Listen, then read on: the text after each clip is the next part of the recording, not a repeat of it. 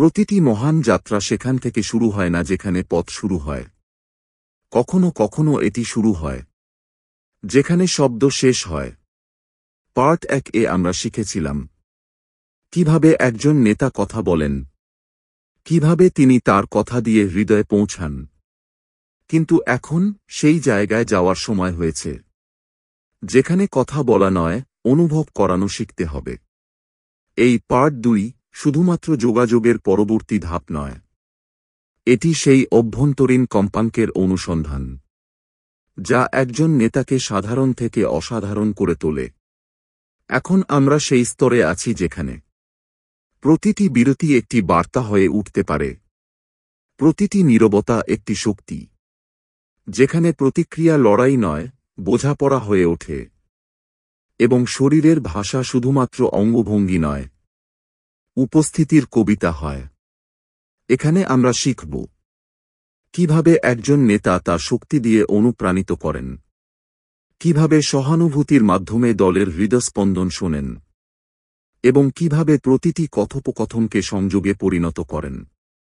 কারণ সত্যিকারের নেতা কথা বলেন না, তিনি অনুরণন ছেড়ে যান। নেতৃত্বের আসল শিল্প কেবল এটি নয় যে আপনি কি বলেন, বরং এটি যা আপনি বলার পরেও অনুভব করান।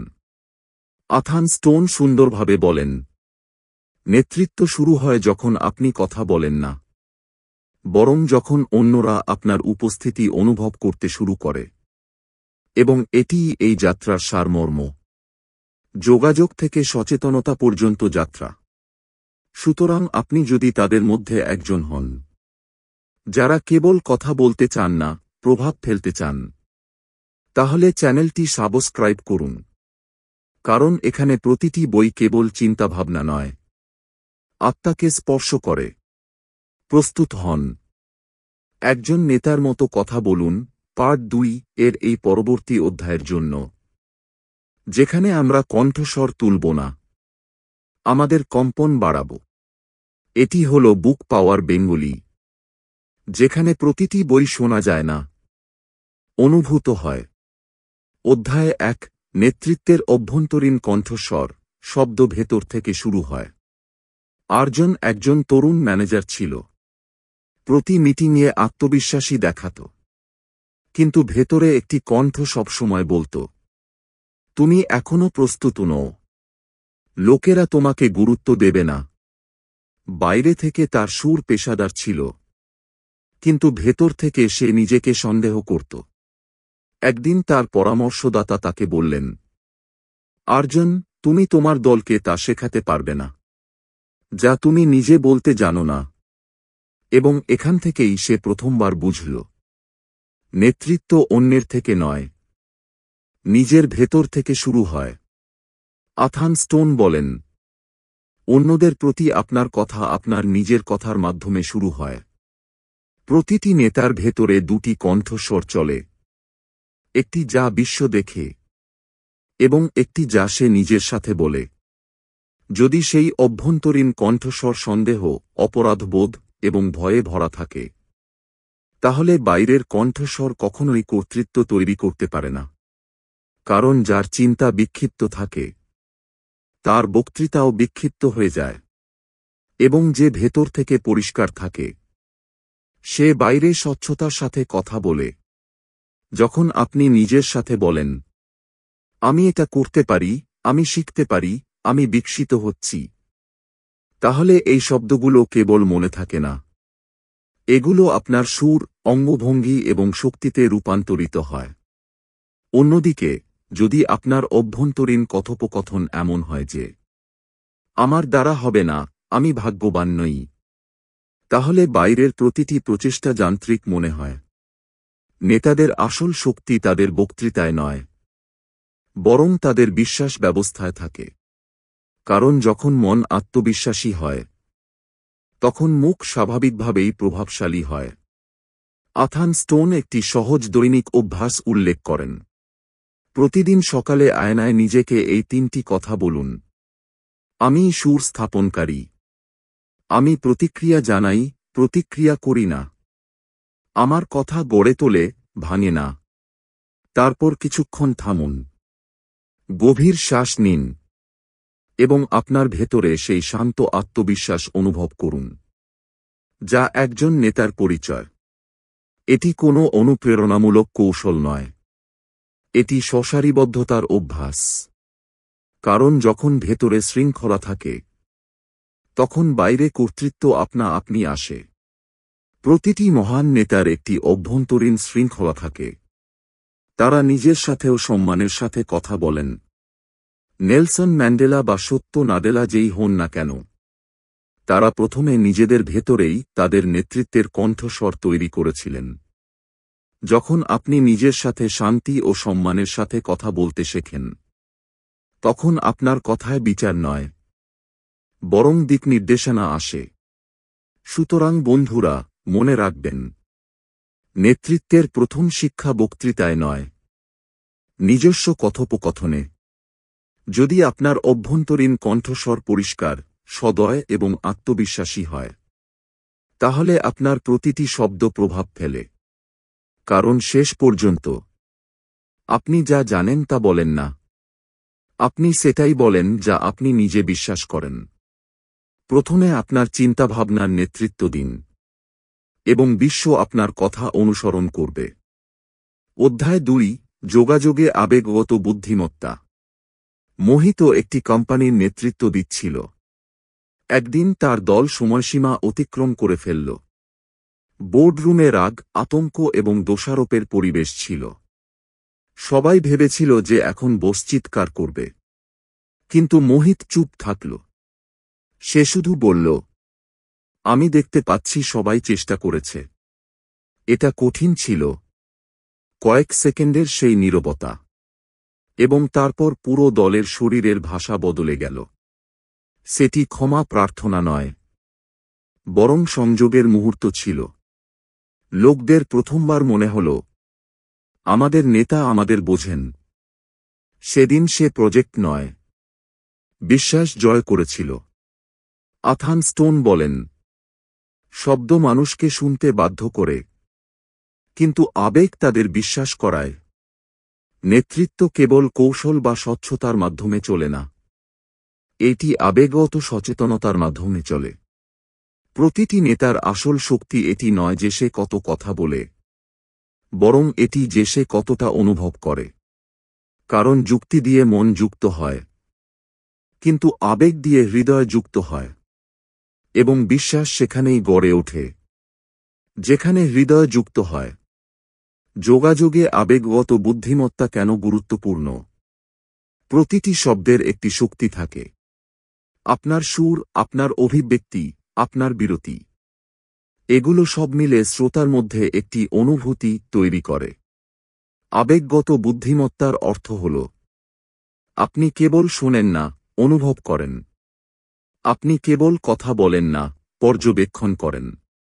আপনি কেবল বার্তা দেন না, আবেগ বিতরণ করেন। যখন আপনি কাউকে শোনেন এবং সে অনুভব করে যে আমাকে বোঝা গেছে, তখন সেই মুহূর্তে নেতৃত্ব স্বজনপ্রিয় হয়ে যায়। একজন আবেগগতভাবে বুদ্ধিমান নেতা কথা বলার আগে রুমটি পড়েন। তিনি দেখেন কে ক্লান্ত, কে অস্বস্তিতে আছে, কে অনুপ্রাণিত।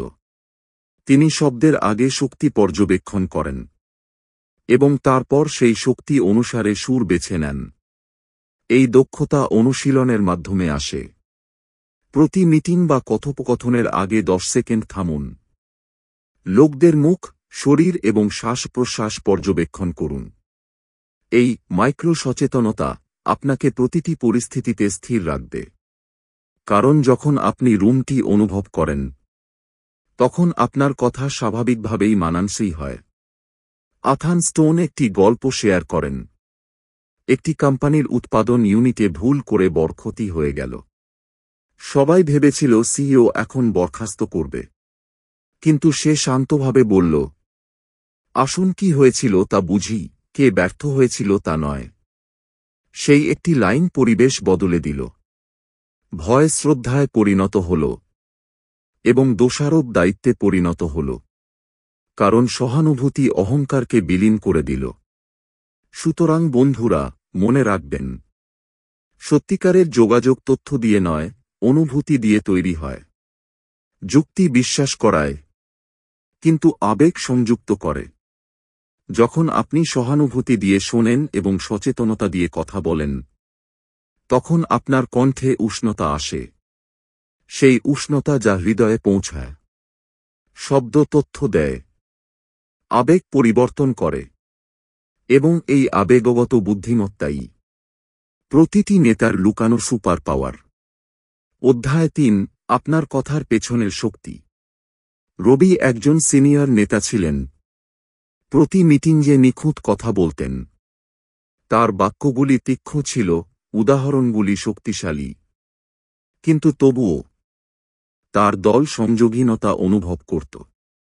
তিনি অনেক কথা বলতেন, কিন্তু লোকেরা শুনত না। তারপর একদিন তিনি তার পরামর্শদাতাকে জিজ্ঞাসা করলেন, আমি সঠিক কথা বলছি, তবুও লোকেরা কেন অনুপ্রাণিত হয় না? পরামর্শদাতা হেসে বললেন, কারণ কথা শব্দ দিয়ে নয়, শক্তি দিয়ে পৌঁছায়। তুমি যা বলছ তা সঠিক, কিন্তু তুমি কি অনুভব করে বলছ তা পরিষ্কার নয়। আথান স্টোন বলেন, শব্দ হল বাহন, শক্তি হল চালক। অর্থাৎ আপনার কথা কতদূর পর্যন্ত যাবে তা আপনার শব্দ নয়, আপনার শক্তি এবং উদ্দেশ্য নির্ধারণ করে। লোকেরা প্রায়শই আপনি কি বলেছেন তা শোনে না। তারা অনুভব করে যে আপনি কিভাবে বলেছেন। আপনার সুর, শ্বাস, বিরতি এবং উপস্থিতি সব মিলে একটি কম্পন তৈরি করে, যা শব্দের আগে শ্রোতার হৃদয়ে পৌঁছায়। সুর বনাম শব্দ আসল যোগাযোগের রহস্য। কেউ কি আপনাকে ঠিক আছে বলেছে এবং আপনি বুঝতে পেরেছেন যে সে অসন্তুষ্ট, অথবা কেউ দুঃখিত বলেছে এবং আপনার মনে হয়েছে যে সে সত্যিই অনুতপ্ত। সেই পার্থক্য শব্দে ছিল না, সেটা শক্তিতে ছিল। সুর আবেগের ভাষা, এবং এই কারণেই একটি শান্ত কণ্ঠস্বর কখনো কখনো পুরো কক্ষকে রূপান্তরিত করে তোলে। নেতার কণ্ঠস্বর উচ্চ হয় না, স্থিতিশীল হয়, কারণ স্বচ্ছতা আয়তন দিয়ে নয়, কম্পন দিয়ে অনুভূত হয়। আথান স্টোন একটি সহজ কিন্তু শক্তিশালী অভ্যাস শেখান।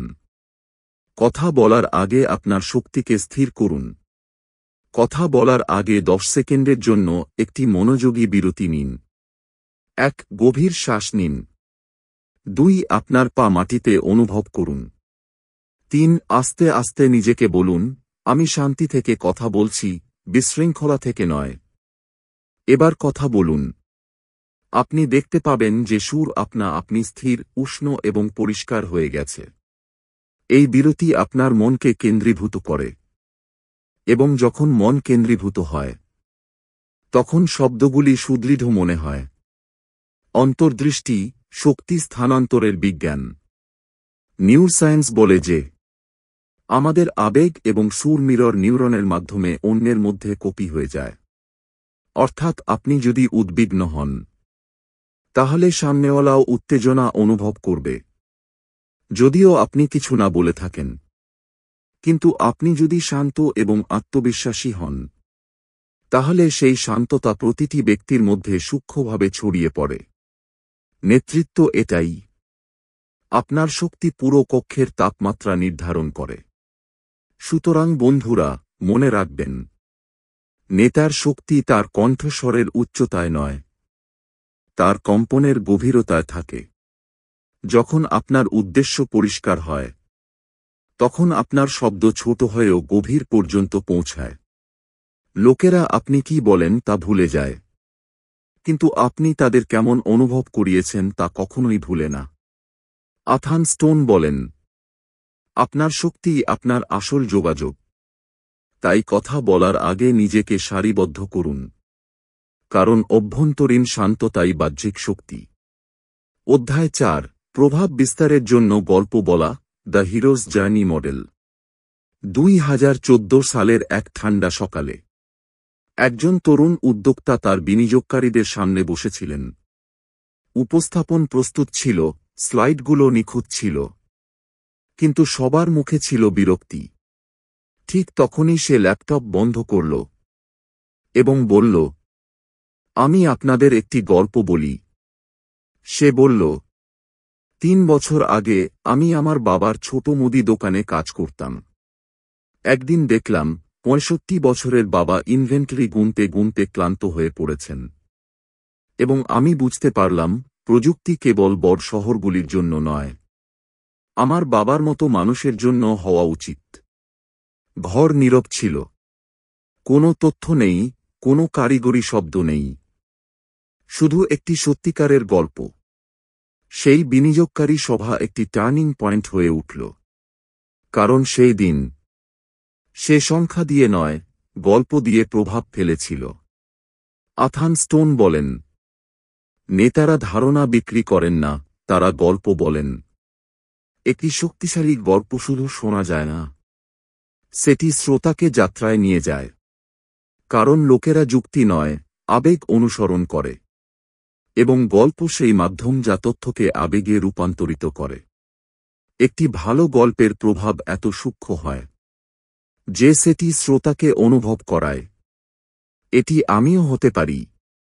প্রতিটি অনুপ্রেরণামূলক গল্প একটি সহজ কিন্তু জাদুকরী কাঠামো অনুসরণ করে। এক চ্যালেঞ্জ। গল্প শুরু হয় সংগ্রাম দিয়ে, যেখানে নায়ককে কোনো সমস্যা বা ভয়ের মুখোমুখি হতে হয়। উদাহরণ, কোনো কোম্পানি ব্যর্থ হচ্ছে, কোনো ব্যক্তি দিগ্ভ্রান্ত হয়ে গেছে। 2 সংগ্রাম। তারপর আসে সেই মুহূর্ত যেখানে নায়ক প্রায় হাল ছেড়ে দেয়। এখানে আবেগের জন্ম হয়। শ্রোতারা এখানেই সংযুক্ত হয়, কারণ প্রত্যেকেই সেই অবস্থার মধ্য দিয়ে গেছে। 3 জয়। নায়ক উঠে আসে, শেখার, সাহস বা স্বচ্ছতার সাথে। এই অংশটি অনুপ্রেরণা জাগায়। 4 বার্তা। শেষে গল্পটি অর্থ দেয়। আমি পড়েছিলাম, শিখেছি, এবং এখন তোমাকে বলছি যে এটি সম্ভব। এই কাঠামোটি সহজ মনে হতে পারে, কিন্তু এটি প্রতিটি শক্তিশালী টেড টক, অনুপ্রেরণামূলক বক্তৃতা এবং কিংবদন্তি নেতার মেরুদণ্ড। উদাহরণ, যখন স্টিভ জবস স্ট্যানফোর্ডে বলেছিলেন, আপনি সামনের দিকে তাকিয়ে বিন্দুগুলি সংযোগ করতে পারবেন না, আপনি কেবল পিছনের দিকে তাকিয়ে সেগুলি সংযোগ করতে পারবেন। সেটি কোনো বিবৃতি ছিল না, সেটি ব্যক্তিগত গল্পের প্রতিফলন ছিল। তিনি বলেছিলেন কিভাবে তিনি কলেজ ছেড়েছিলেন, ক্যালিগ্রাফি শিখেছিলেন, এবং সেই দক্ষতা পরে অ্যাপলের ডিজাইন দর্শনের প্রাণ হয়ে উঠেছিল। লোকেরা এটিকে অনুপ্রেরণা বলেছিল, কিন্তু এটি ছিল দুর্বলতা অর্থের মিশ্রণ। এটাই গল্পের শক্তি। সেটি বলে না, জাগায়। আথান স্টোন বলেন, প্রতিটি নেতার একটি গল্প থাকা দরকার যা তাদের কেন কে সংজ্ঞায়িত করে। আপনার গল্পের ব্যাংক তৈরি করুন। 3টি ছোট ছোট বাস্তব গল্প প্রস্তুত রাখুন। 1 ব্যর্থতা থেকে শেখার গল্প। 2 কোনো ব্যক্তি বা মূল্যবোধের সাথে জড়িত ঘটনা। 3 কোনো ছোট কাজ থেকে বড় প্রভাবের মুহূর্ত। এবং প্রতিটি গল্পকে এই কাঠামোতে রাখুন। একবার তারপর আমি উপলব্ধি করলাম এখন এই ছন্দটি স্বাভাবিক এবং সম্পর্কযুক্ত। কারণ প্রতিটি মানুষ এই যাত্রার মধ্য দিয়ে যায়। সুতরাং বন্ধুরা, মনে রাখবেন, একটি ভালো গল্প মানুষকে কেবল শোনায় না, তাদের পরিবর্তন করে। সেটি শ্রোতাকে ভাবতে নয়, অনুভব করতে বাধ্য করে। এবং এখান থেকেই নেতার আসল শক্তির জন্ম হয়, যখন তিনি তার অভিজ্ঞতাকে অর্থে রূপান্তরিত করেন। তথ্য বলে, গল্প বিক্রি করে, তবে দারুণ গল্প অনুপ্রাণিত করে। কারণ নেতার গল্প কেবল তার নয়, এটি প্রতিটি সেই মানুষের গল্প যে শুনতে শুনতে নিজেকে তাতে দেখে নেয়। অধ্যায় 5, খাঁটি নেতৃত্বের কণ্ঠস্বর, নিখুঁত নয়, বাস্তব হওয়া। একটি বহুজাতিক কোম্পানির বোর্ড মিটিং চলছিল। সামনে 20 জন নির্বাহী বসেছিলেন, সংখ্যা, চার্ট, রিপোর্ট সব প্রস্তুত ছিল।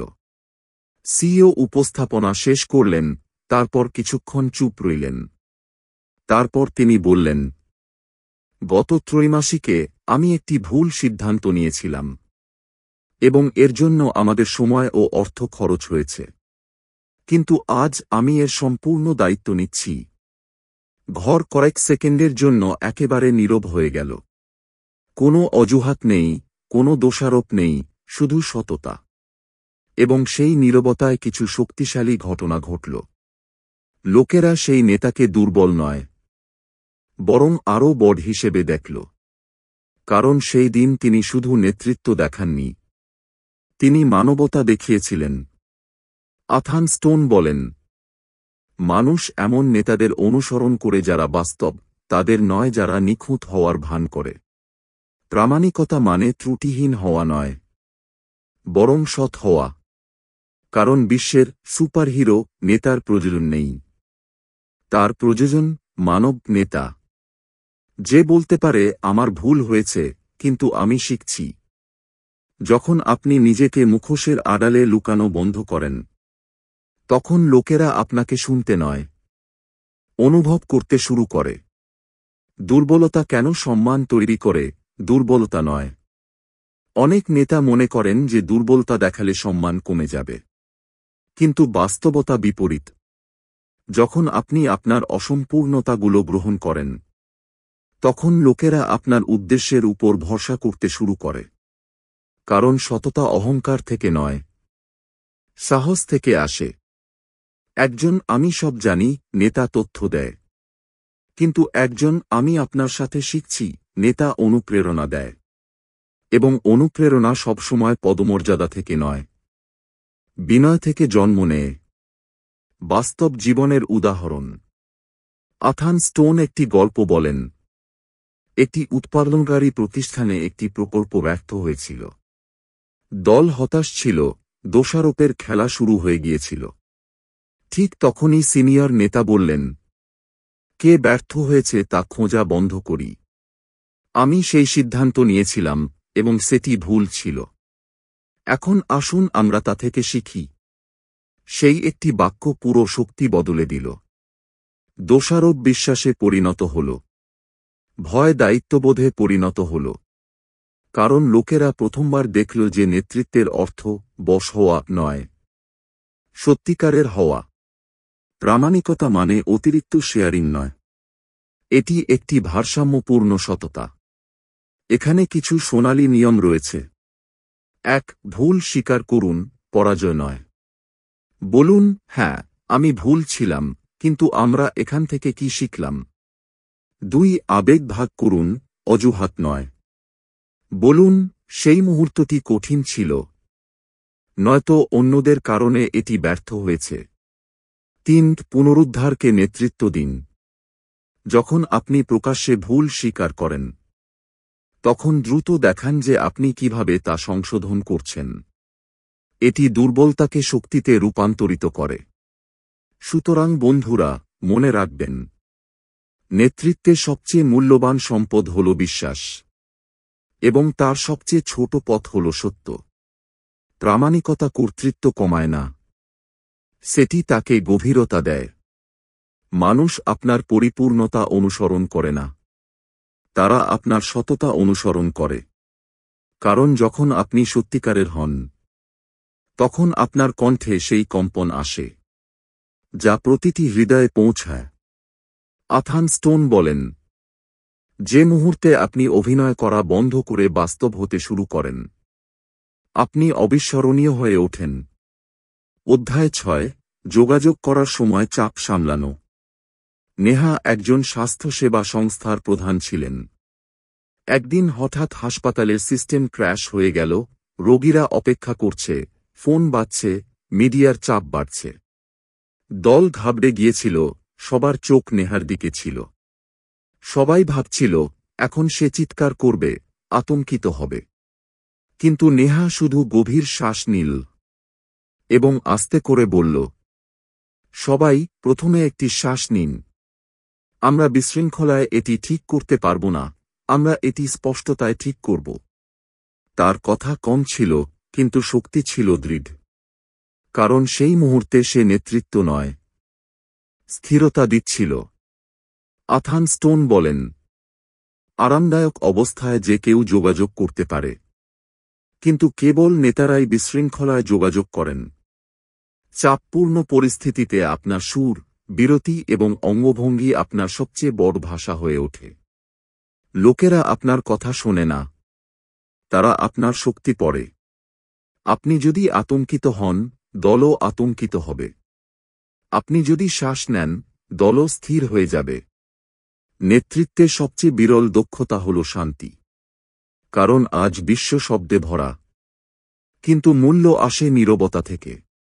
যখন আমরা চাপে থাকি, তখন মস্তিষ্ক বেঁচে থাকার মোড়ে চলে যায়। আমরা শোনা বন্ধ করে দেই, কেবল প্রতিক্রিয়া জানাই।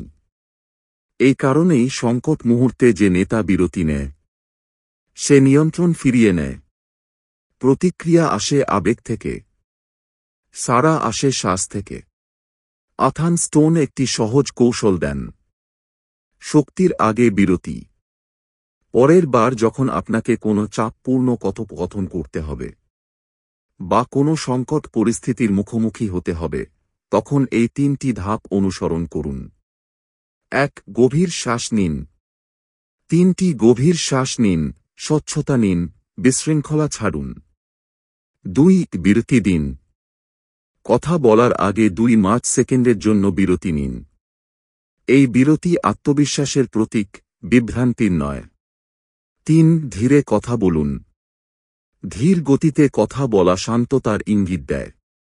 লোকেরা সুর থেকে অনুভব করবে যে নেতা নিয়ন্ত্রণে আছেন। এই কৌশলটি সহজ মনে হয়, কিন্তু এই অনুশীলন প্রতিটি সংকটকে কথোপকথনে রূপান্তরিত করে। আথান স্টোন একটি ঘটনা শেয়ার করেন। একটি বিমান সংস্থার সিইও দুর্ঘটনার পর সংবাদ সম্মেলন করলেন। সেটা কোম্পানির সবচেয়ে চাপপূর্ণ মুহূর্তগুলির মধ্যে একটি ছিল। কিন্তু তিনি সংবাদ মাধ্যমের সামনে ধীরে ধীরে বললেন, আমাদের হৃদয় পরিবারগুলির সাথে আছে। আমরা সম্পূর্ণরূপে দায়ী এবং আমরা স্বচ্ছতা ও যত্ন সহকারে কাজ করব। কোনো রক্ষণাত্মক সুর নয়, কোনো নাটকীয়তা নয়, কেবল আবেগগত স্বচ্ছতা। এবং তার একটি বিবৃতিতে জনগণের রাগ সহানুভূতিতে পরিণত হল, কারণ লোকেরা তার শান্ততায় বিশ্বাসযোগ্যতা অনুভব করেছিল। সুতরাং বন্ধুরা, মনে রাখবেন, প্রতিটি নেতাকে শক্তিশালী মনে হওয়ার প্রয়োজন নেই, তাকে স্থিতিশীল মনে হওয়ার প্রয়োজন আছে। আকর্ষণ এখন উচ্চতা দিয়ে পরিমাপ করা হয় না, শান্ততা দিয়ে পরিমাপ করা হয়। আসল শক্তি আপনার তৈরি করা কোলাহলে নয়, বরং আপনার বহন করা শান্তিতে। যখন আপনি বিশৃঙ্খলার মধ্যেও স্থির থাকেন, তখন লোকেরা আপনার কথা নয়, আপনার উপস্থিতি অনুসরণ করে। অধ্যায় 7, পরিবর্তনকে যোগাযোগ করা, অনিশ্চয়তার মধ্য দিয়ে পথ দেখানো। একটি বড় প্রযুক্তি সংস্থা কর্মী ছাঁটাইয়ের ঘোষণা দিতে যাচ্ছিল। হাজার হাজার কর্মীর মধ্যে ভয় ও গুজব ছড়িয়ে পড়েছিল। সবার প্রশ্ন ছিল, এখন কি হবে? সিইও মঞ্চে এলেন, কিছুক্ষণ চুপ রইলেন, তারপর বললেন, আমি আপনাদের সাথে সততার সাথে কথা বলতে চাই। আমরা কঠিন সময়ের মধ্য দিয়ে যাচ্ছি, কিন্তু আমরা একটি পরিবার, এবং পরিবার কঠিন কথা থেকে পালায় না। তিনি পরিসংখ্যান দেননি, তিনি সত্য ও সম্মানের সাথে কথা বললেন।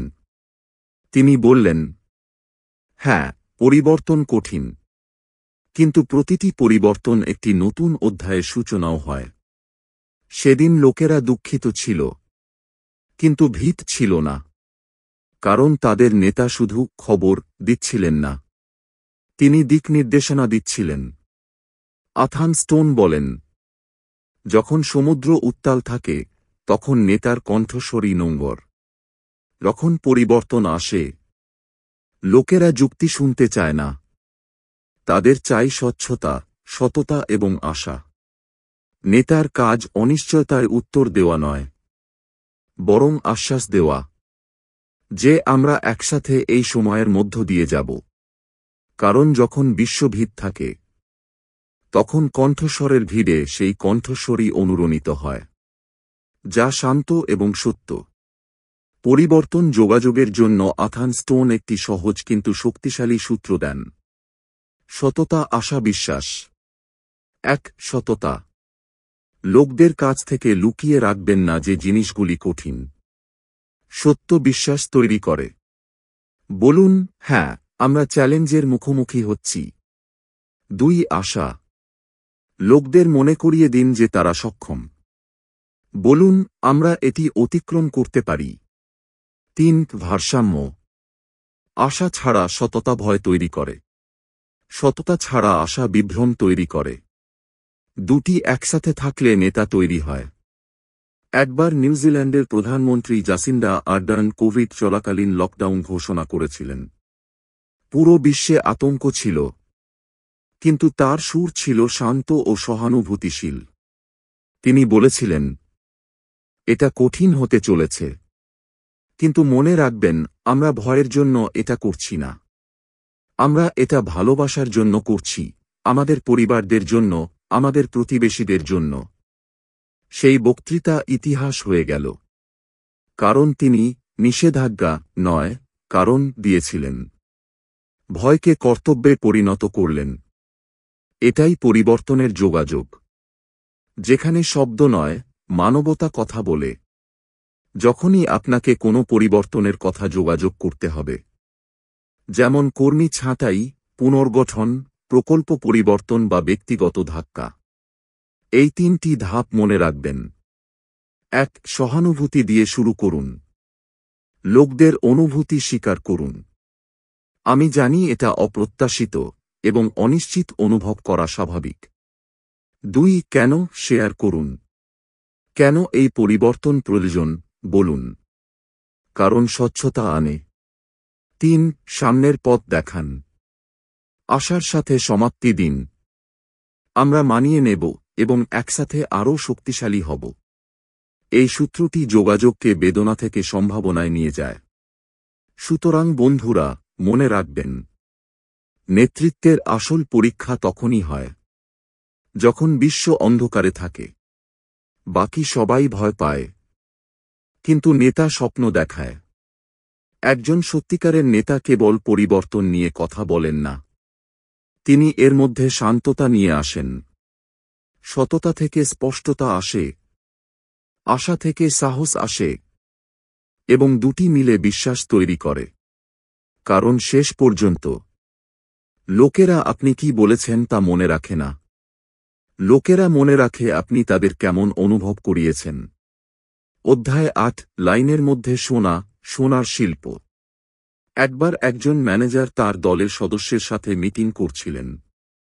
সেই কর্মচারী বলল, আমি ঠিক আছি, সব ঠিকঠাক আছে।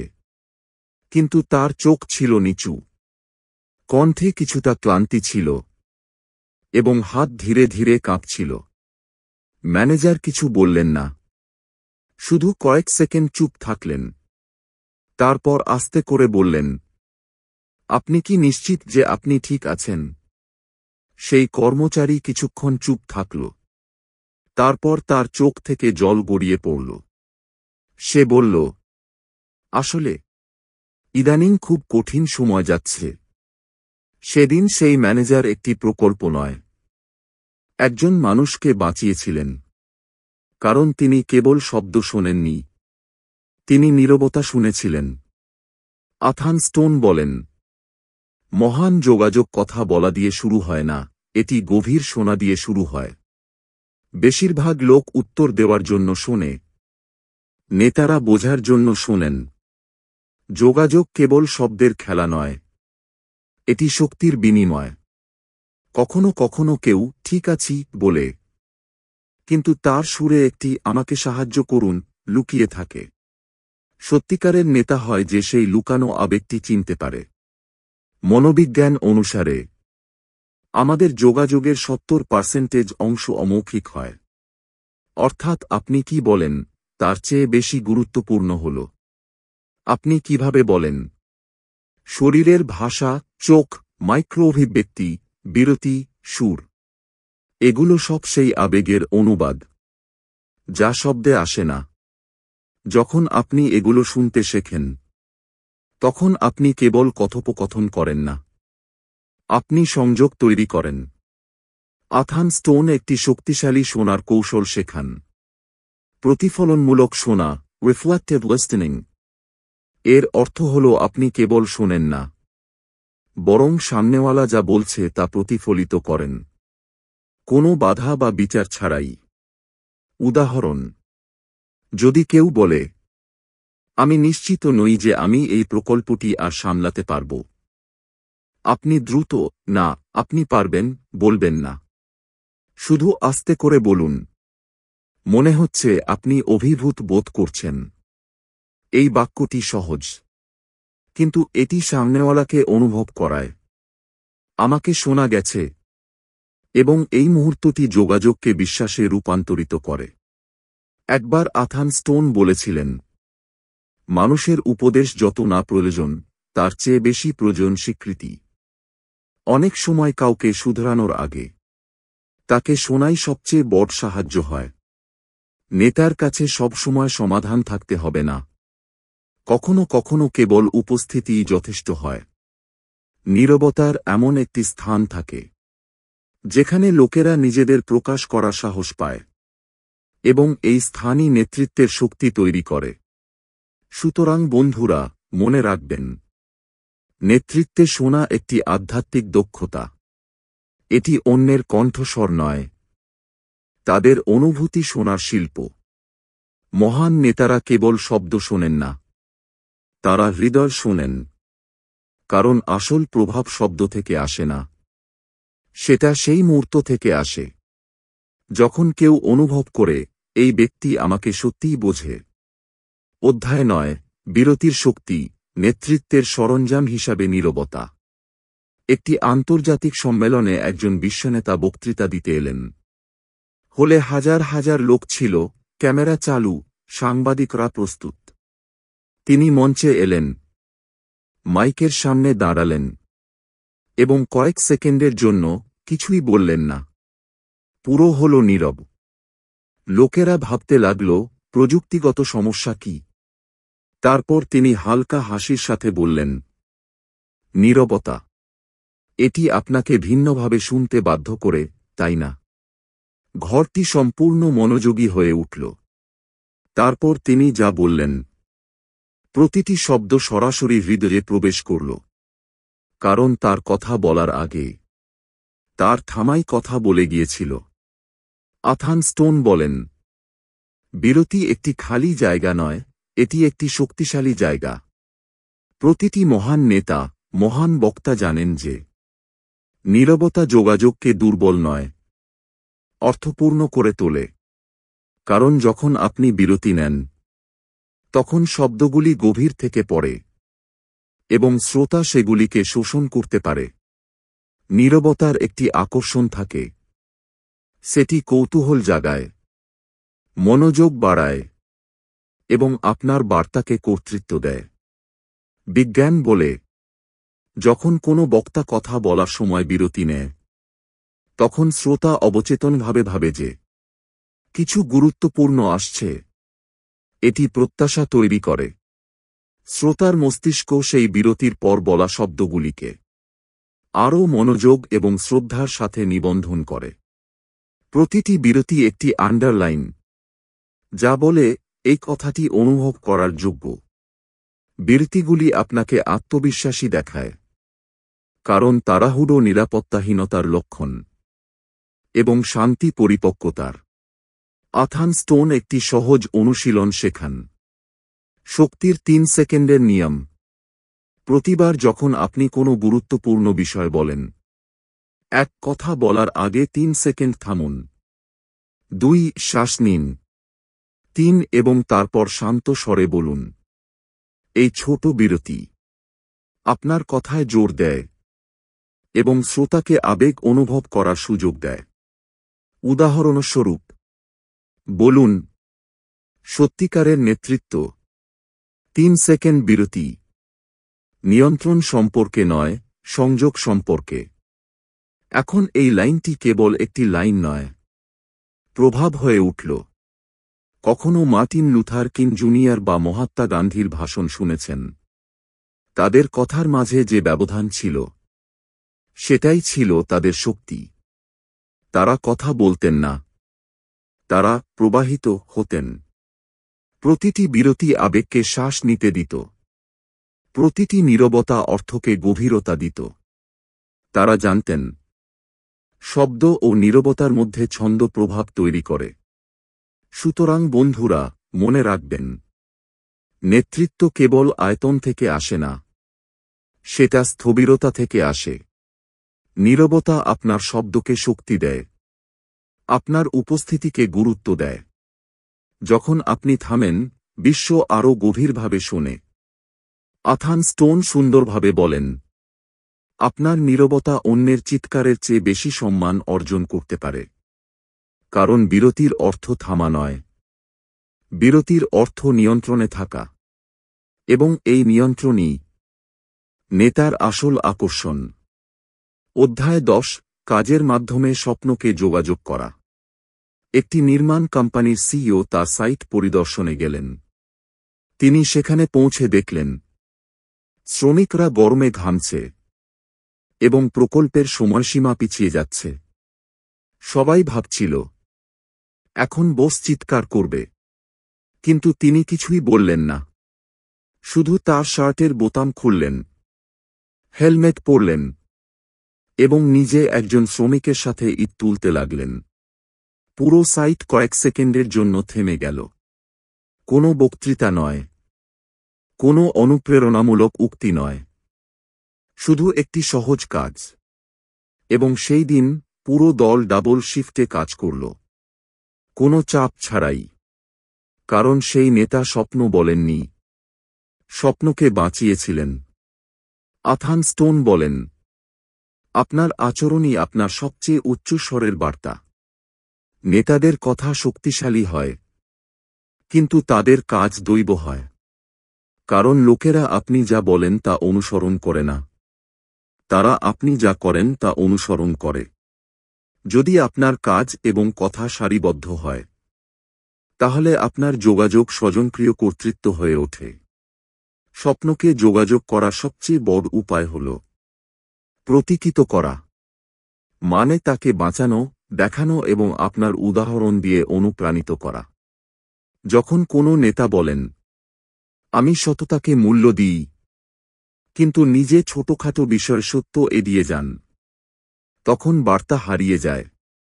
কিন্তু যখন তিনি কঠিন সিদ্ধান্তেও সত্যকে বেছে নেন, তখন প্রতিটি অনুসারী বুঝতে পারে, এই ব্যক্তি যা বলে তা করে। এটাই বিশ্বাসযোগ্যতা। সেটা শব্দ দিয়ে নয়, ধারাবাহিকতা দিয়ে তৈরি হয়। শব্দ মানুষকে আপনার বিশ্বাস বলে, কাজ তাদের দেখায় যে আপনি তা বোঝাতে চাইছেন। আথান স্টোন বলেন, আপনি যা বলেন এবং যা করেন তার মধ্যে দূরত্ব আপনার নেতৃত্বের শক্তি নির্ধারণ করে। তাই প্রতিটি নেতার নিজেকে প্রতিদিন এই 3টি প্রশ্ন করা উচিত। 1, আমার কাজ কি আমার মূল্যবোধের সাথে সারিবদ্ধ? 2, আমি কি সেটাই করি যা আমি অন্যদের কাছ থেকে আশা করি? 3, আমার উদাহরণ কি স্পষ্টতা দেয় নাকি বিভ্রান্তি? যদি আপনার উত্তর হ্যাঁ হয়, তাহলে আপনার বক্তৃতার প্রয়োজন নেই। আপনার উপস্থিতিই বার্তা হয়ে ওঠে। একবার জাপানে ভূমিকম্পের পর একজন মেয়র সরকারি সাহায্যের জন্য অপেক্ষা করেননি। তিনি নিজে রাস্তায় নেমে এলেন, ধ্বংসাবশেষ পরিষ্কার করতে লাগলেন, মানুষকে খাবার বিতরণ করতে লাগলেন। কেউ জিজ্ঞাসা করল, স্যার, এটা কি আপনার কাজ? তিনি হেসে বললেন, নেতার কাজ সেটাই, যা বাকি সবাইকে উঠে দাঁড়ানোর সাহস দেয়। তার সেই কাজটি ভাইরাল হয়ে গেল, কারণ তিনি শুধু কথা বলছিলেন না, তিনি আশা হয়ে উঠেছিলেন।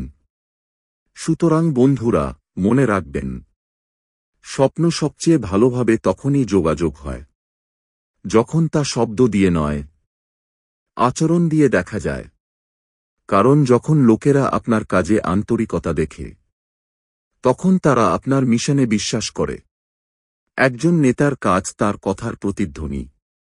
আথান স্টোন সুন্দরভাবে বলেন, স্বপ্ন এমন কিছু নয় যা আপনি ঘোষণা করেন, এটা এমন কিছু যা আপনি প্রদর্শন করেন। কারণ সত্যিকারের নেতা অনুপ্রেরণা দেন না, তিনি নিজেই অনুপ্রেরণা হয়ে ওঠেন। অধ্যায় 11, ভবিষ্যতের নেতাদের অনুপ্রাণিত করা, পরামর্শমূলক যোগাযোগ। একবার একজন তরুণ কর্মচারী তার কোম্পানি ছাড়তে যাচ্ছিল। সে ভাবত যে তার কথা কেউ শোনে না, তার কাজ কেউ দেখে না। পদত্যাগপত্র নিয়ে সে তার ম্যানেজারের কাছে গেল।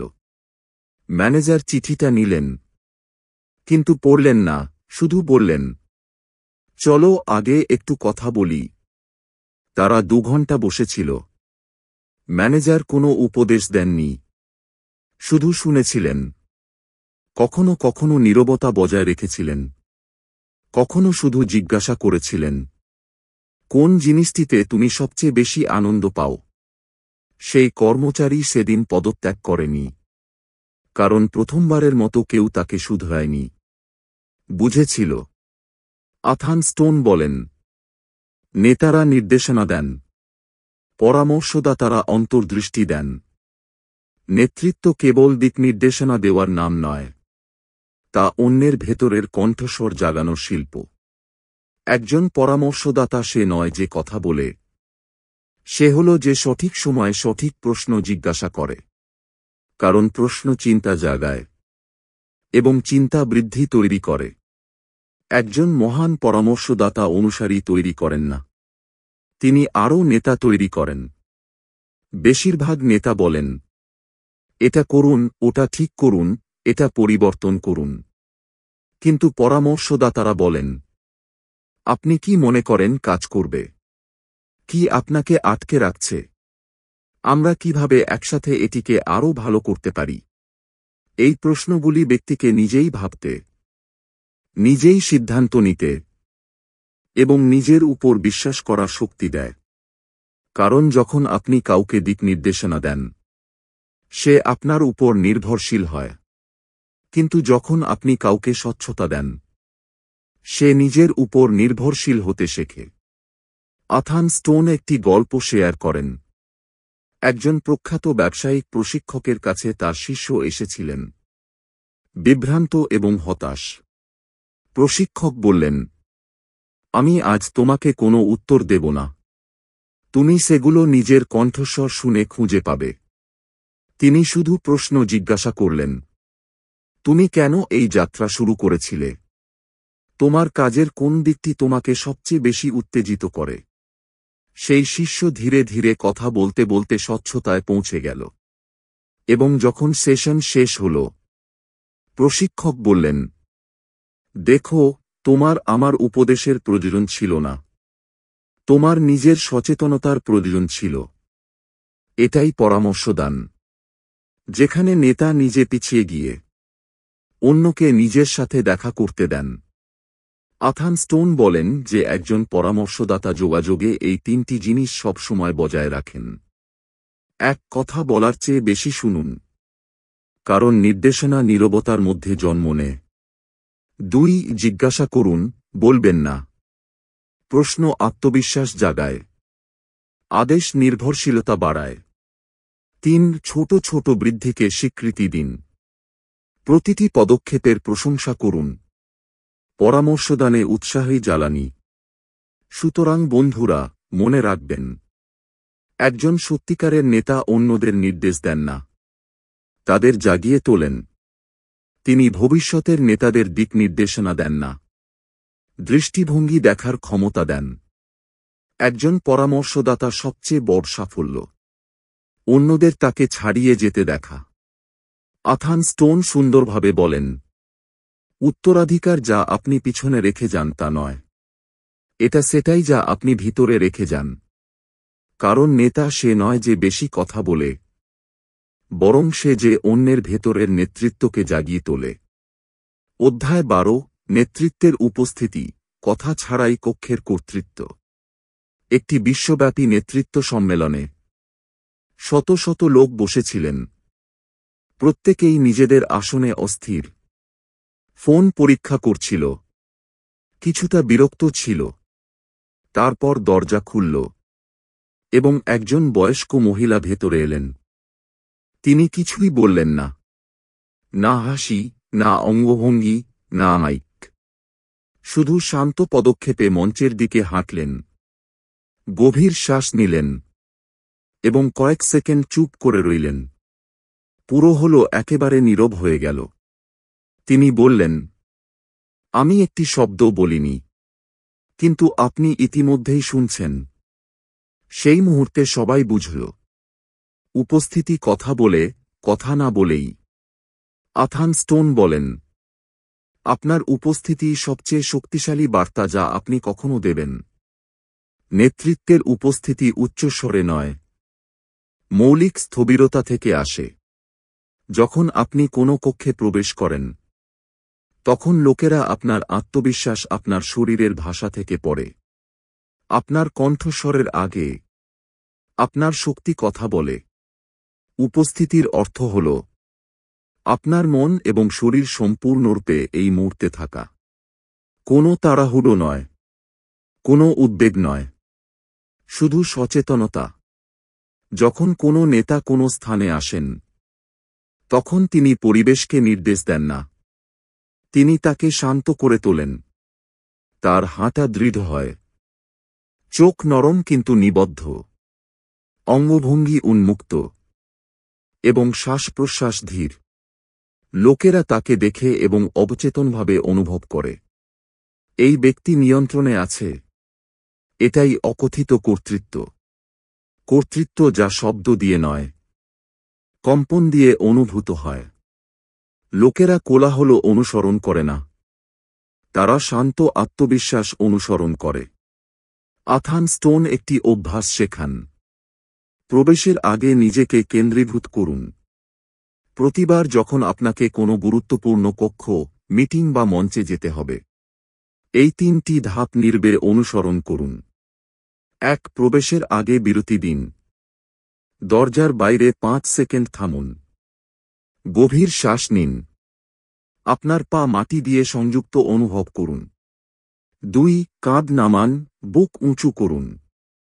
এই অঙ্গভঙ্গি অবিলম্বে আত্মবিশ্বাস এবং উন্মুক্ততার ইঙ্গিত দেয়। 3. নীরবে পুনরাবৃত্তি করুন। আমি শান্ত, আমি স্পষ্ট, আমি এখানে আছি। এবার ভেতরে যান। আপনার শক্তি নিজেই কথা বলবে। এই ছোট আচার আপনার উপস্থিতিকে চৌম্বকীয় করে তোলে। আপনি নির্দেশ দেন না, আপনি আমন্ত্রণ জানান। মনোবিজ্ঞান বলে যে যখন কোনো ব্যক্তি আবেগগতভাবে নিয়ন্ত্রিত থাকে, অর্থাৎ তার স্নায়ুতন্ত্র শান্ত থাকে, তখন তার আশেপাশের লোকেরাও অবচেতনভাবে শান্ত হয়ে যায়। এটিকে আবেগগত সংক্রমণ প্রভাব বলা হয়। অর্থাৎ যখন আপনি স্থির থাকেন, তখন আপনার শান্ততা অন্যের আচরণকে স্থিতিশীল করে। এই কারণেই একজন নেতার উপস্থিতি পুরো কক্ষের শক্তি পরিবর্তন করে দেয়। সুতরাং বন্ধুরা, মনে রাখবেন, নেতৃত্ব সবসময় কথা বলার শিল্প নয়, কখনো কখনো নীরবতার দক্ষতা হয়। আপনার উপস্থিতি আপনার বিশ্বাসযোগ্যতা, আপনার স্থবিরতা আপনার শক্তি। আথান স্টোন সুন্দরভাবে বলেন, মানুষ আপনার কথা ভুলে যেতে পারে, কিন্তু তারা কখনো ভুলবে না যখন আপনি রুমে প্রবেশ করেছিলেন তখন কেমন অনুভব করেছিল। কারণ নেতা সে নয় যে ভিড়ে সবচেয়ে উচ্চস্বরে কথা বলে, বরং সে যে কথা না বলেও সবাইকে শুনতে শেখায়। এবং বন্ধুরা, এখানেই একজন নেতার মতো কথা বলুন পার্ট 2 এর যাত্রা সম্পূর্ণ হয়। এটি শুধু কথা বলার নয়, সংবেদনশীলতা, শান্তি এবং সচেতনতার সাথে প্রভাব ফেলার শিল্প ছিল। এখন আপনি জানেন, শব্দ, সুর, নীরবতা এবং শক্তি সবই যোগাযোগের অংশ। এবং সবচেয়ে বড় বার্তা সেটাই, যা আপনার কাজ এবং উপস্থিতি থেকে অনুভূত হয়। কারণ নেতৃত্বের আসল অর্থ হল মানুষকে নির্দেশ দেওয়া নয়, তাদের মধ্যে স্পষ্টতা এবং সাহস জাগিয়ে তোলা। সুতরাং আপনিও যদি সেই নেতা হতে চান, যাকে কেবল শোনা যায় না, বরং অনুভব করা যায়, তাহলে অনুশীলন করুন শান্ততা, স্পষ্টতা এবং সহানুভূতির যোগাযোগ। এটি ছিল বুক পাওয়ার বেঙ্গলির প্রাণবন্ত যাত্রা, যেখানে আমরা চিন্তা নয়, পুরো দৃষ্টিভঙ্গি পরিবর্তন করি।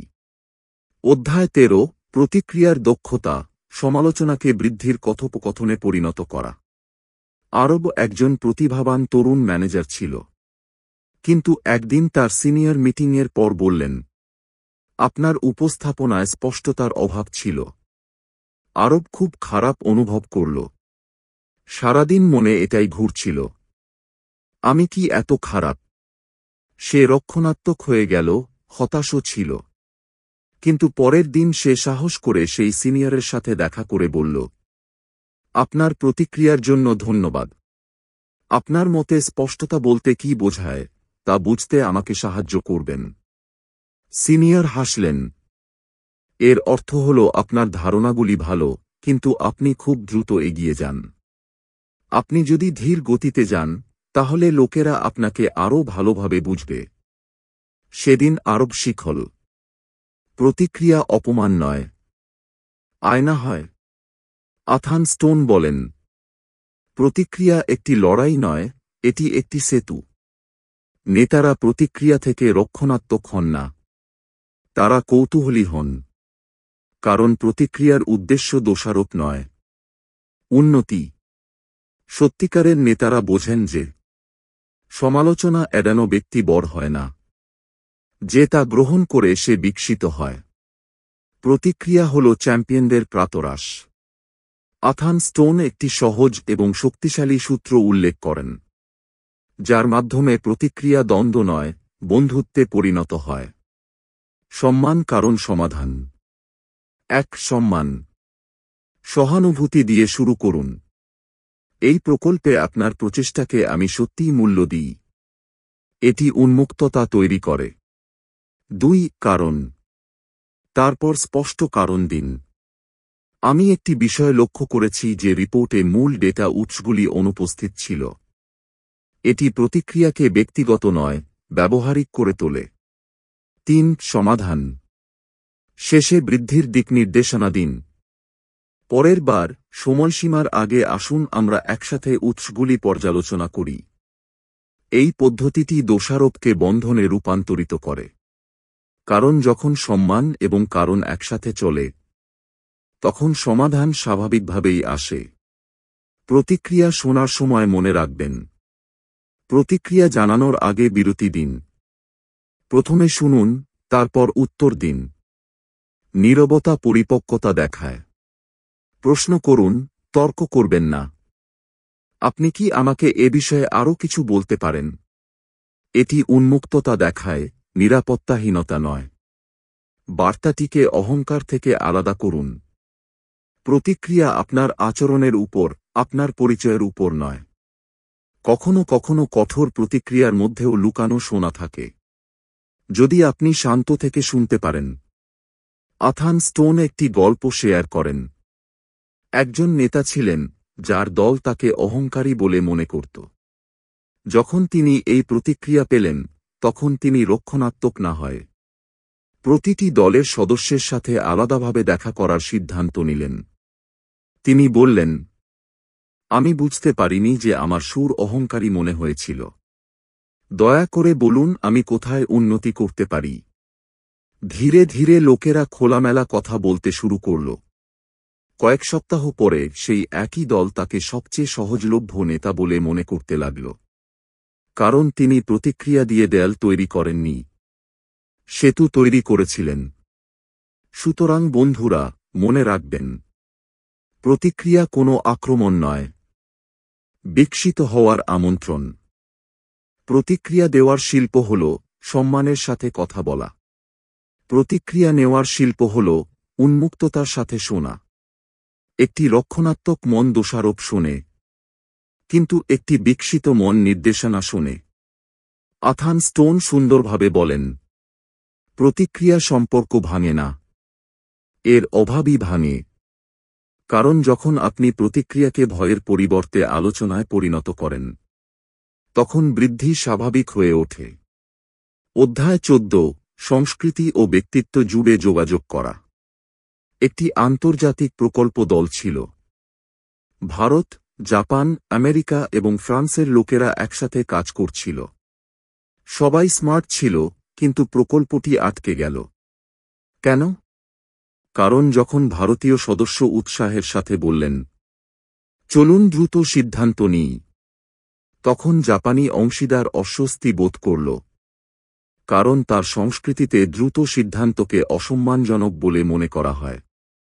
আমেরিকান সদস্য সরাসরি কথা বলতেন, ফরাসি সদস্য কূটনৈতিক ছিলেন, এবং জাপানি সদস্য ছিলেন নীরব শ্রোতা। মিটিং যে কথা বলা হচ্ছিল, কিন্তু অর্থ হারিয়ে যাচ্ছিল। তারপর দলের নেতা বললেন, চলুন কিছুক্ষণের জন্য কথা বলা বন্ধ করি এবং একে অপরের শোনার পদ্ধতি বুঝতে শুরু করি। সেদিন প্রকল্পটি এগিয়ে গেল, কারণ লোকেরা শিখল, সঠিক যোগাযোগ কেবল কথা বলার নয়, বোঝার ভাষা হয়। আথান স্টোন বলেন, নেতৃত্বের যোগাযোগ উচ্চস্বরে কথা বলার সম্পর্কে নয়, এটি সবচেয়ে অভিযোজনযোগ্য হওয়ার সম্পর্কে। প্রতিটি মানুষ ভিন্ন ব্যক্তিত্ব এবং সাংস্কৃতিক লেন্স দিয়ে শোনে। কিছু লোক যুক্তি দিয়ে সংযুক্ত হয়, কিছু আবেগ দিয়ে, কিছু সুর দিয়ে, এবং কিছু সম্মান দিয়ে। নেতার কাজ হল এই পার্থক্যগুলিকে দূরত্ব নয়, সংযোগে পরিণত করা। যখন আপনি মানিয়ে নেন, তখন আপনি সংযুক্ত হন।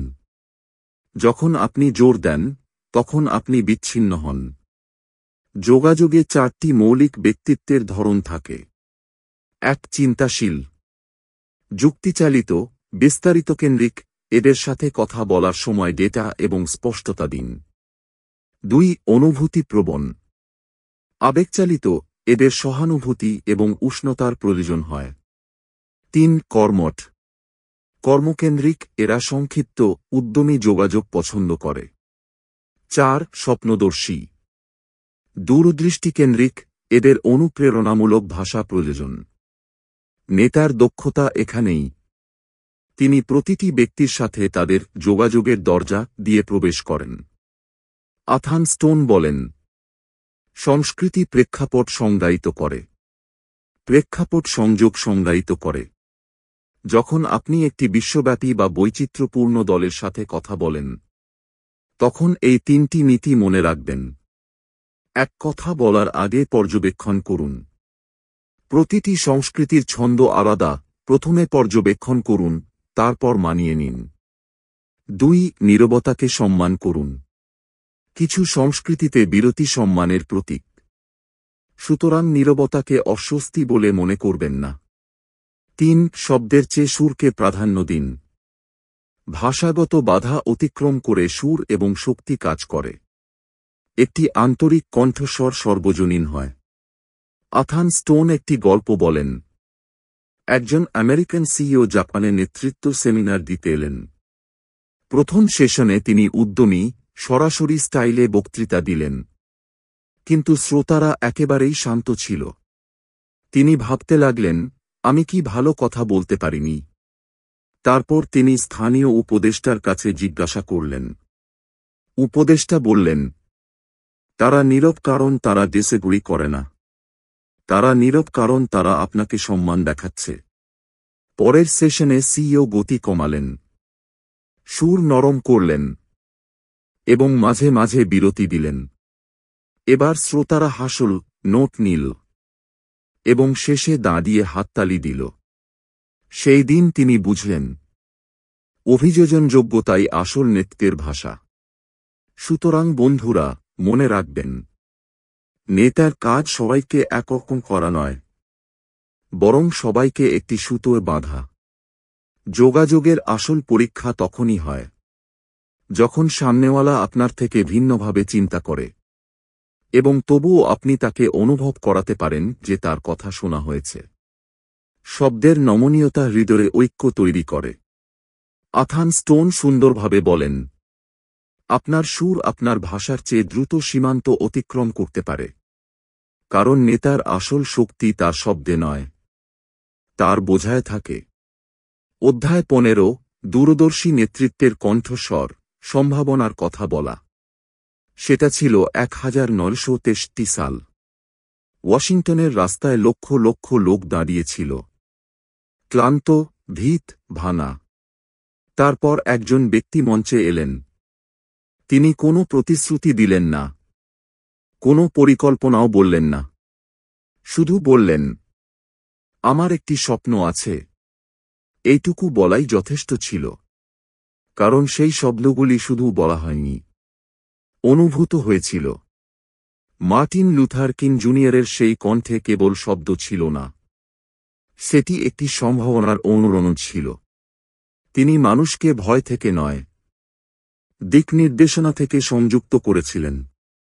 আথান স্টোন বলেন, একজন নেতার কাজ জনতার ভয়কে প্রতিধ্বনিত করা নয়, বরং ভবিষ্যতের বিশ্বাসকে জাগিয়ে তোলা। দূরদর্শী যোগাযোগের অর্থ হল, যখন লোকেরা অন্ধকারে থাকে, তখন আপনি তাদের আলোর পথ দেখাবেন। আপনার সুর, আপনার শব্দ, আপনার কল্পনা, সব মিলে মানুষের মনে বিশ্বাস জাগায় যে কিছু ভালো আসতে পারে। নেতার কণ্ঠস্বর দিক নির্দেশনা দেয় না, গন্তব্য দেখায়। যখন মানুষ ভয় দেখে তখন কিভাবে আসার কথা বলবেন? যখন চারপাশে ভয় এবং সন্দেহ থাকে, তখন নেতার কণ্ঠস্বরই সম্মিলিত আত্মবিশ্বাস হয়ে ওঠে। আথান স্টোন বলেন, দূরদর্শী বক্তৃতা সত্য, বিশ্বাস, ভবিষ্যৎ। এক, সত্য। সত্য লুকাবেন না। লোকেরা সততার সাথে যুক্ত হয়। হ্যাঁ, সমস্যা আছে। 2, বিশ্বাস। লোকদের মনে করিয়ে দিন যে তারা সক্ষম। আমরা এটি অতিক্রম করতে পারি। 3, ভবিষ্যৎ। তাদের দিক নির্দেশনা দিন। আমরা একসাথে একটি নতুন গল্প লিখব। এই 3টি উপাদান একসাথে আশাকে কাঠামো দেয় এবং ভয় বিলীন হয়ে যায়। উদাহরণ, যখন উইনস্টন চার্চিল বিশ্বযুদ্ধের সময় বলেছিলেন, আমরা সমুদ্র সৈকতে লড়ব, আমরা কখনোই আত্মসমর্পণ করব না, তিনি শুধু সৈন্যদের সাথে নয়, একটি পুরো জাতির আত্মার সাথে কথা বলছিলেন। যখন এ.পি.জে. আব্দুল কালাম বলেছিলেন, স্বপ্ন সেটা নয় যা আপনি ঘুমে দেখেন, এটা সেটাই যা আপনাকে জাগিয়ে রাখে, তখন তিনি তরুণদের স্বপ্ন নয়, উদ্দেশ্য দিচ্ছিলেন। এবং যখন নেলসন ম্যান্ডেলা জেল থেকে বেরিয়ে এসে বলেছিলেন, সাহস ভয়ের অনুপস্থিতি নয়, বরং এর উপর বিজয়, তখন তিনি তার লোকদের প্রতিশোধ নয়, পুনর্জন্ম দেখাচ্ছিলেন। এই সমস্ত নেতাদের একটি সাধারণ বিষয় ছিল, তারা বাস্তবতাকে অস্বীকার করেননি, তবে সম্ভাবনাকে সংজ্ঞায়িত করেছিলেন। এটাই দূরদর্শী কণ্ঠস্বরের পরিচয়। আথান স্টোন একটি সহজ অনুশীলন শেখান। সমস্যা থেকে সম্ভাবনায় পরিবর্তন করুন। যখন আপনি দল বা শ্রোতাদের সাথে কথা বলেন, সমস্যায় থামবেন না। প্রতিটি সমস্যা বিবৃতির পরে একটি সম্ভাবনার বিবৃতি দিন। উদাহরণ, আমরা ক্লায়েন্ট হারাচ্ছি, এর অর্থ হল এখন আমাদের আরও ভালোভাবে উদ্ভাবন করার সুযোগ আছে। বাজার দ্রুত পরিবর্তন হচ্ছে, সেটাই আমাদের দ্রুত বিকশিত হওয়ার সুযোগ। এই ভাষার পরিবর্তন ছোট মনে হয়, কিন্তু এটিই মনকে ভয় থেকে বিশ্বাসে নিয়ে যায়। সুতরাং বন্ধুরা, মনে রাখবেন, নেতার সবচেয়ে বড় শক্তি তার কণ্ঠস্বর নয়, তার স্বপ্নের কম্পাঙ্ক। যখন তিনি কথা বলেন, তখন লোকেরা শুধু শোনে না, অনুভব করে যে ভবিষ্যৎ সম্ভব। আপনার শব্দগুলি ভবিষ্যৎকে জাগিয়ে তুলতে পারে। আথান স্টোন সুন্দরভাবে বলেন, একজন নেতার কণ্ঠস্বর যা আছে তা বর্ণনা করে না, এটি কি হতে পারে তা ঘোষণা করে। কারণ সত্যিকারের নেতা মানুষকে বাস্তবতা থেকে নয়, সম্ভাবনা থেকে সংযুক্ত করেন। এবং যখন একজন নেতা কথা বলেন, তখন তার কণ্ঠস্বর দেয়াল ভাঙে না, দরজা খোলে। সুতরাং বন্ধুরা, এটাই দূরদর্শী নেতৃত্বের সর্বোচ্চ শিল্প, যেখানে শব্দ মিশন হয়ে ওঠে এবং কণ্ঠস্বর আন্দোলন। কারণ যোগাযোগের চূড়ান্ত উদ্দেশ্য তথ্য দেওয়া নয়, অনুপ্রেরণা জাগানো। সুতরাং কথা বলুন, স্পষ্টতা দিয়ে, শুনুন সহানুভূতি দিয়ে, এবং বাঁচুন দৃঢ় বিশ্বাস দিয়ে। উপসংহার: কখনো খেয়াল করেছেন, প্রতিটি মহান নেতার শব্দ ফিকে হয়ে যায়, কিন্তু তাদের কণ্ঠস্বরের শক্তি সবসময় অনুরণিত হতে থাকে। কারণ তারা শুধু কথা বলেননি, তারা তাদের কথাকে বাঁচিয়েছেন, তাদের নীরবতাকে অর্থপূর্ণ করেছেন, এবং তাদের কাজকে বার্তা। এবং এটাই এই যাত্রার সবচেয়ে বড় শিক্ষা ছিল, যে যোগাযোগ দক্ষতা নয়, একটি সচেতনতা। আমরা শিখলাম কিভাবে অভ্যন্তরীণ কণ্ঠস্বর বাহ্যিক প্রভাব তৈরি করে, কিভাবে সহানুভূতি সংযোগ তৈরি করে, কিভাবে নীরবতা শক্তি দেয়, এবং কিভাবে প্রতিক্রিয়া লড়াই নয়, ভবিষ্যৎ তৈরি করে। আমরা অনুভব করলাম যে সুর, শব্দ এবং শরীরের ভাষার পেছনে আরও একটি জিনিস থাকে, উদ্দেশ্য। এবং যখন উদ্দেশ্য বিশুদ্ধ হয়, তখন প্রতিটি বাক্য প্রার্থনা হয়ে ওঠে। এখন সময় এসেছে কথা বলার বাইরে যাওয়ার। কারণ সত্যিকারের নেতা বক্তৃতা দেন না, দিক নির্দেশনা দেন। তিনি মানুষকে নির্দেশ দেন না, তাদের মধ্যে স্পষ্টতা জাগিয়ে তোলেন। আথান স্টোন বলেন, যখন আপনি আপনার যোগাযোগে পারদর্শী হন, তখন আপনি কেবল মানুষ কিভাবে শোনে তা পরিবর্তন করেন না, আপনি তাদের জীবনযাপন পদ্ধতি পরিবর্তন করেন। এবং এখন আপনি সেই কণ্ঠস্বর হয়ে উঠেছেন, যা ভয় ছড়ায় না, দিক নির্দেশনা দেখায়। সুতরাং পরের বার যখন আপনি কোনো কক্ষে প্রবেশ করবেন, বক্তৃতা দেবেন, দলের সাথে কথা বলবেন, তখন মনে রাখবেন, আপনার শব্দ নয়, আপনার কম্পন কথা বলবে। কারণ নেতার কণ্ঠস্বর দিক নির্দেশনা জানায় না, গন্তব্য দেখায়। আর আপনার কথা ভবিষ্যৎকে জাগিয়ে তুলতে পারে।